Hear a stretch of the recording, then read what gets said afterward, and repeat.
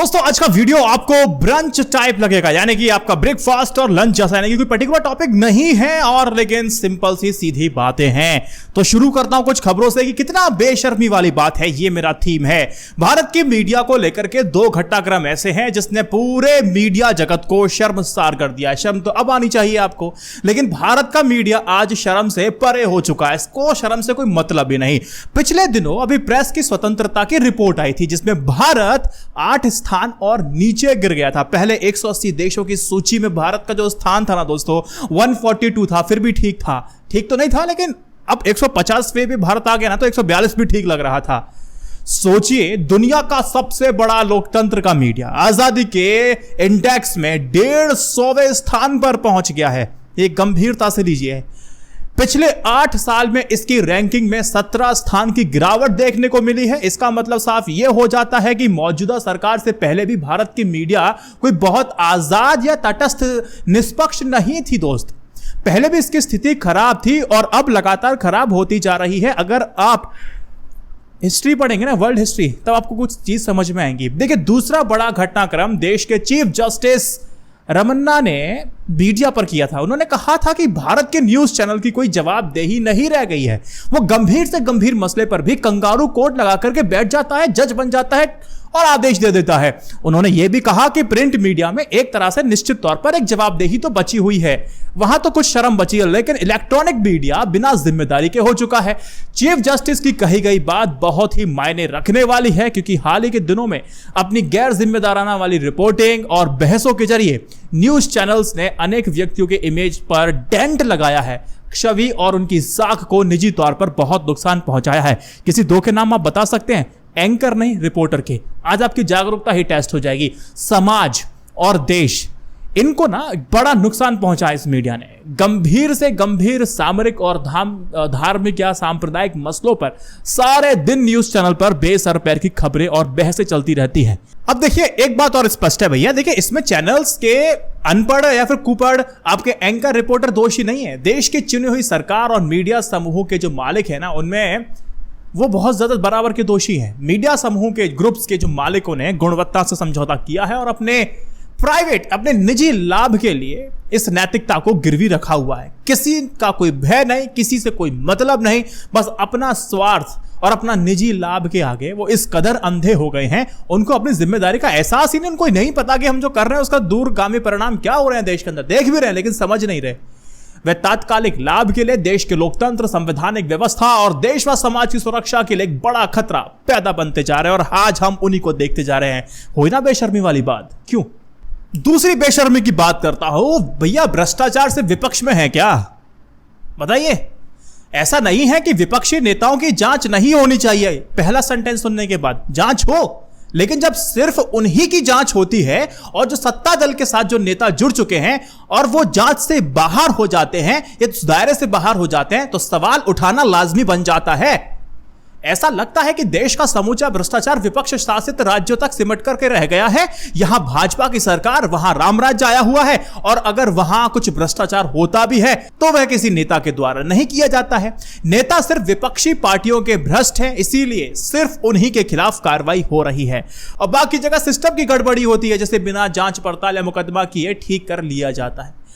Example मैं दूं, उत्तर प्रदेश में सबसे बड़ा और अहम मंत्रालय में से एक है, उसमें गड़बड़ी की खबरें सामने आई थी, तो मंत्री के ओएसडी सहित कुछ अधिकारियों के ना तबादले कर दिए गए थे। सोचिए, क्या भ्रष्टाचार की सजा तबादला है?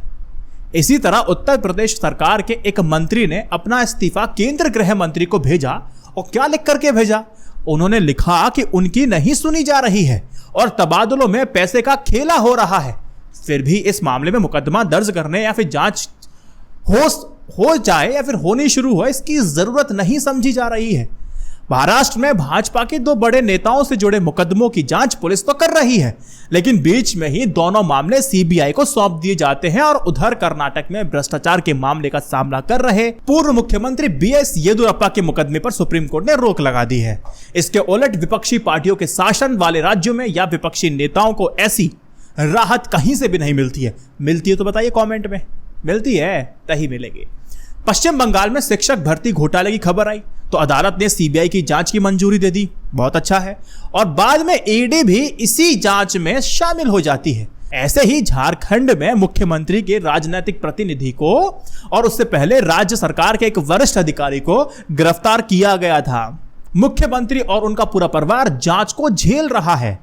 अरे दिल्ली में राज्य सरकार की बनाई आबकारी नीति यानी कि एक्साइज पॉलिसी की अब सीबीआई की जांच की सिफारिश हो चुकी है। इस पे मैंने कल वीडियो बना दिया है। ये क्यों हो रहा है ये भी मैंने समझा दिया है, जिससे सरकार के उप मुख्यमंत्री की गर्दन पर तलवार लटकी हुई है। कश्मीर के पूर्व मुख्यमंत्री फारूक अब्दुल्ला से रोज लगभग पूछताछ हो रही है, तो केरल में भी मुख्यमंत्री के ऊपर सोने की तस्करी के मामले की तलवार लटकी हुई है। कांग्रेस में सोनिया गांधी और राहुल गांधी का केस तो आपको पता ही है। इनके साथ साथ अनेक नेताओं की जांचें चल रही हैं। फिर मैं पूछता हूं, ऐसा नहीं है कि विपक्षी नेता दूध के धुले हों। दोस्त, ये सारी बात सुनने के बाद मैं फिर भी कह रहा हूं, दूध के धुला कोई भी नहीं है, या उनसे कोई गड़बड़ी हो ही नहीं होगी तो उनकी जांच नहीं होनी चाहिए। मैं ऐसा नहीं कह रहा, भैया है दूध के धुले नहीं है, करो जांच। लेकिन जब सिर्फ जांच का दायरा इन्हीं तक सीमित हो जाएगा, सत्तारूढ़ दल के नेता जांच के दायरे से अगर बाहर हो जाएंगे तो सवाल तो उठाना लाजमी है। रवीश की बात मैं यहां करना चाहता हूं। इनका पोस्ट देखिए, ईडीजी नमामि गंगे प्रोजेक्ट में करप्शन का आरोप लगा करके मंत्री दिनेश खटीक लखनऊ चले गए। कोई रेड होने वाली है क्या? हरियाणा में शिक्षक भर्ती को लेकर के हाईकोर्ट का फैसला आ चुका है। अगर नीति गलत थी, भ्रष्टाचार हुआ, तो ऐसा करने वालों के यहां ईडीजी आप छापा कब डालेंगे?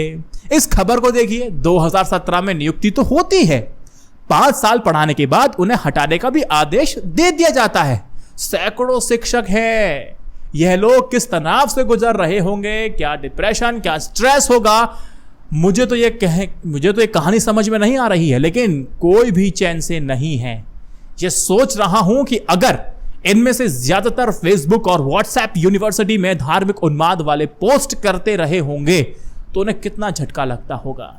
अब बाकी रवीश कुमार ने पूरा दिया हुआ है, तो रवीश कुमार भी बोल रहे नमामि गंगे के अंदर चल रही है करप्शन, भैया कब करेंगे जाकर उन पे रेड। वही है ना कि विपक्ष के अंदर आपको चीजें दिखाई देती है, तो कि सत्ता पक्ष के अंदर बैठे व्यक्ति के पास भी तो जाइए, नहीं जाएंगे। क्यों? हुई ना बेशर्मी वाली बात। लास्ट में महाराष्ट्र वाली बेशर्मी बताता हूं। महाराष्ट्र में अब किस चीज का इंतजार है बताइए? शिंदे ने मुख्यमंत्री और देवेंद्र फडणवीस ने उप मुख्यमंत्री पद की शपथ के लिए बोला 30 जून को ले ली थी उन दोनों ने, पता है आपको? पता है। उसके बाद कहा कि अब तक 24 दिन बीत चुके हैं और सरकार सिर्फ 2 लोगों के सहारे चल रही है। दोस्त, कैबिनेट मिनिस्टर के सहारे, मतलब सोचिए ना। पहले क्या कह रहे थे कि 11 जुलाई को विधायकों की अयोग्यता के मामले में सुप्रीम कोर्ट की सुनवाई होनी है, उसके बाद मंत्रिमंडल का हम विस्तार कर देंगे। हालांकि सबको पता है कि होने कुछ वाला नहीं है इस केस के अंदर। हम 1% आप ये समझिए कि सुप्रीम कोर्ट में अभी तो कोई फैसला नहीं होने जा रहा है, क्योंकि हालात बिल्कुल बदल से गए हैं। ये सारे पॉलिटिकल पंडित हैं, उनको समझ में आ रहा है। यह भी सबको पता है कि कोई विधायक अयोग्य नहीं ठहराया जाने वाला है। इसके बावजूद नाम पर विस्तार हो इसकी सोच नहीं हो रही है। पता है क्यों नहीं हो रही है? बताता हूं। अच्छा, फिर ये कहते हैं विस्तार वाली बात पे कि 18 जुलाई को राष्ट्रपति चुनाव होने वाले हैं तो सरकार का विस्तार हो जाएगा।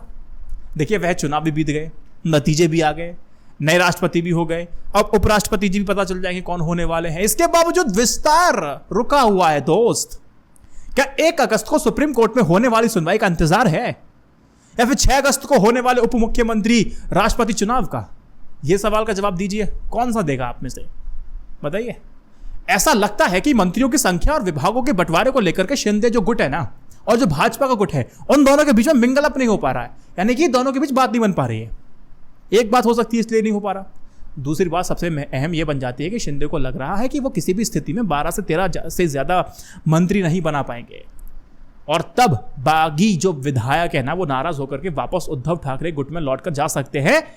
तभी तो ये कहा जा रहा है कि अभी थोड़े से मंत्रियों की ही शपथ दिलाई जाएगी और बाकी मंत्री पद खाली हो जाएंगे, ताकि विधायकों को भरोसा दिया जा सके कि यह स्थिति नगर निगमों के चुनाव तक बनी रह सकती है। ध्यान दीजिएगा, उससे पहले ना कैबिनेट मिनिस्टर का विस्तार होगा ना काम होगा। है ना बेशर्मी वाली बात? थीम कैसी लगी आपको? इस थीम पर हफ्ते में एक बार वीडियो हो जानी चाहिए। हुई ना बेशर्मी वाली बात? ठीक है, अब पेटेंट करा लूंगा। अगर आपको पसंद आया तो कमेंट सेक्शन बताना कि यस। इस वीडियो को 3 व्हाट्सएप ग्रुप में शेयर कर दीजिए, थोड़ा सा उत्साह बढ़ा दीजिए। जय Hind, Vande Mataram, stay updated, stay educated, सत्यमेव जयते, नमस्कार। हुई ना बेशर्मी वाली बात?